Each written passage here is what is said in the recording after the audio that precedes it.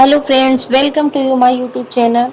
Friend, चलिए आज आप लोग को चंद्र ग्रहण के बारे में बताती हूँ। 5 जून को चंद्र ग्रहण होने वाला है, जो कि रात में 11 बज के 11 मिनट से प्रारंभ होकर रात में 2 बज के 34 मिनट तक रहेगा। यानी कि ये पूरा 2 घंटे 49 मिनट के आसपास तक रहेगा। और इसका असर तो हमें ये भी जानना जरूरी है भाई, ग्रहण होता है तो उसके लिए हमें कुछ सूतक काल मानना होता है पहले से।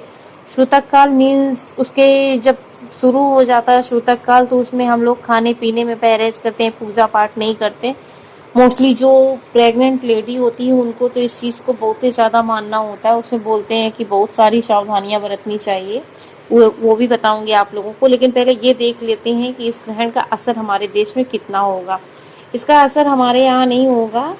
इसमें तो सूतक काल भी मानना, तो ऐसा सूतक काल को माना जाएगा कि सूतक काल माना जाएगा, पहले से पूजा पाठ नहीं होगा।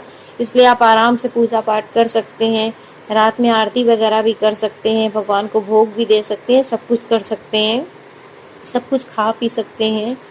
बस इसमें क्या करना है कि जैसे प्रेग्नेंट लेडी होती है तो उनको विशेष तौर से माना जाता है कि किसी फल को काटना नहीं है, कोई चीज़ नहीं काटना, नुकीली चीज़ नहीं छूनी होती है, कोई ऐसा सामान काटना नहीं होता है, चाहे वो चाकू से हो या कैंची से काटना हो या सुई वगैरह का प्रयोग करना हो तो नहीं करना होता है।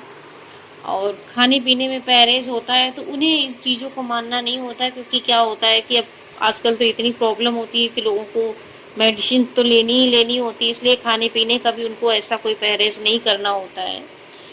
तो ऐसा हमें नहीं लगता है कि इन सब चीज़ों का परहेज करके इंसान कर सकता है, क्योंकि अब मेडिसिन है, उससे तो टाइम पे लेना ज़रूरी ही होता है। सबसे पहले देखते हैं कि इसमें क्या क्या काम नहीं करने चाहिए। तो इस समय हमें भोजन नहीं ग्रहण करना चाहिए, और ना ही भोजन पकाना चाहिए, ना तो सोना चाहिए, टॉयलेट वगैरह नहीं जाना चाहिए, और हमें इस समय साज श्रृंगार किसी भी प्रकार से नहीं करना चाहिए। और जो हमारे पुराण कहते हैं उसमें कहा गया है कि इस दौरान अगर प्रेग्नेंट लेडी को, जैसे वो सब्जी काटती है या कपड़े सिलती है या कोई सुई धागे में कोई चीज़ पिरोती है, ऐसा कोई काम करना चाह रही है, सोच रही चलो फ्री बैठे हैं कर लें, तो इन सारे कामों से उससे बचना चाहिए। जितना हो सके उतना इन सारी चीज़ों से बचना चाहिए। इससे क्या होता है कि अगर उसने वो काम किए तो लोग कहते हैं, ऐसा पुराण कहते हैं, हमारे बुजुर्ग कहते हैं, ये सब करने का असर उसके बच्चे पर पड़ता है, उसके बच्चे पर शारीरिक दोष होने की संभावना बनी रहती है।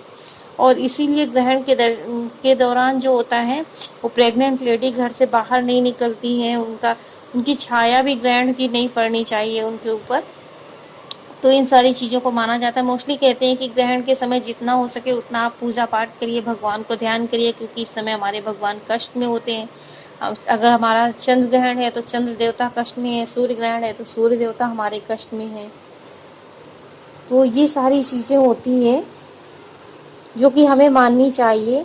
अब चलिए ये चीज़ देखते हैं कि ये ग्रहण कहाँ कहाँ पर देखा जाएगा और किस प्रकार से इसे लोग देखेंगे। तो देखिए, ये हमारा ग्रहण जो है एशिया, यूरोप, ऑस्ट्रेलिया और अफ्रीका के लोग देख सकते हैं आराम से। ये हमारा ग्रहण जो होता है उपछाया होता है, चंद्र ग्रहण उपछाया, जो चंद्र ग्रहण होता है उसे उपछाया के नाम से भी जाना जाता है। इस दौरान जैसे कह देते हैं कि कहीं से चंद्रमा कहीं से कटेगा नहीं, ये सारी चीज़ें होती। उपछाया के मतलब परछाई कहते हैं जिसे। तो ये हमारा उसी परछाई की तरह होता है, जिसमें चंद्रमा हमें दिखेगा, भद्दा भद्दा दिखेगा, थोड़ा सा गंदले टाइप में दिखेगा, और आसमान में चलते चलते नजर आएगा, जैसे कि चंद्रमा हमारा चल रहा हो, ऐसा प्रतीत होगा। और इसके लिए हमें करना कि जब ग्रहण समाप्त हो जाता है तो हम लोग नए सिरे से पूरे घर में गंगा जल छिड़कते हैं। गंगा जल छिड़कने के बाद भगवान का पूजन ध्यान करते हैं, भगवान के मंदिर को फिर से धुलते हैं, फिर इसके बाद पूजा पाठ करके जो भी हमारा खाना पीना है वो शुरू करते हैं। मोस्टली चंद्र ग्रहण में इतनी प्रॉब्लम नहीं होती दोस्तों, क्योंकि वो रात में होता है, तो रात में तो लोग ज़्यादातर सोते ही रहते हैं। बस प्रेग्नेंट लेडी के लिए बोला जाता है कि आप लोग जागते रहिए, सोइए नहीं, भगवान को याद करिए। तो करने वाले लोग करते हैं, बट जिसको प्रॉब्लम होती है तो लोग नहीं कर सकते। तो कहते हैं ना, भगवान को याद कर लेने से, सच्चे दिल से भगवान को याद करो, तो वो सबसे बड़ी बात होती है।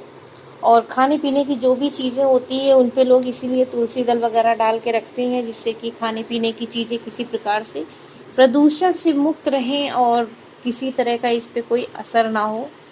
तो दोस्तों, मेरी ये जानकारी आप लोगों को कैसी लगी, प्लीज़ मुझे कमेंट बॉक्स में ज़रूर बताइएगा। और दोस्तों, मेरे इस चैनल को लाइक करिए, सब्सक्राइब करिए और बेल आइकन को प्रेस करना बिल्कुल भी मत भूलिए, जिससे आने वाले वीडियोस के नोटिफिकेशन आपको मिल सके। और देखते रहिए मेरे इस चैनल को। फिर मिलते हैं नेक्स्ट वीडियो में नई जानकारी के साथ, कुछ नया लेकर आती हूँ। तब तक के लिए बाय बाय फ्रेंड्स।